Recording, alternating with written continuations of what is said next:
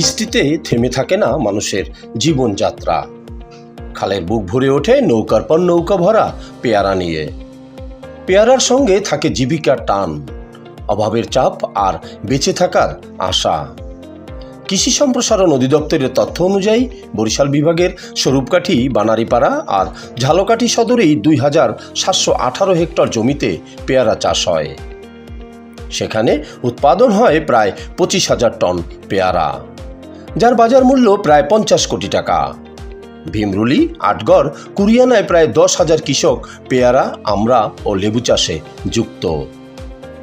কুরিয়ানা, ভীমরুলি, কীর্তিপাশা, 110 কাঠি ও রায়েরহাট পেয়ারা বাগান আর এই ভাসমান বাজারগুলো ঘিরে কৃষি পর্যটন গড়ে উঠেছে। বর্ষায় স্বরূপকাঠির কুরিয়ানা আর ঝালকাঠির ভীমরুলি এখন ভাসমান স্বর্গ। ভীমরুলি আর কুরিয়ানা পেয়ারা বাজারে চলছে উৎসবের আমেজ। সকাল থেকে ভাসমান বাজারে কাঁচা পাকা পেয়ারা ভর্তি সারি সারি নৌকায় জমজমাট হাট।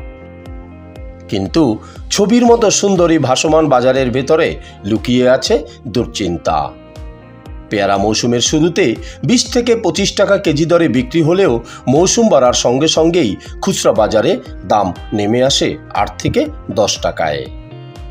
ঢাকা, চট্টগ্রামের আড়তদারেরা মন প্রতি 800 টাকা দিলেও কিছুদিনের মধ্যেই সেই দামও অর্ধেকের নিচে নেমে আসে। শুধু স্বাদই নয়, ভীমরুলি পেয়ারার বাজারটিও দেখার মতো। রীতিমতো পর্যটন কেন্দ্র হতে পারে এখানকার ভাসমান পেয়ারা বাজার।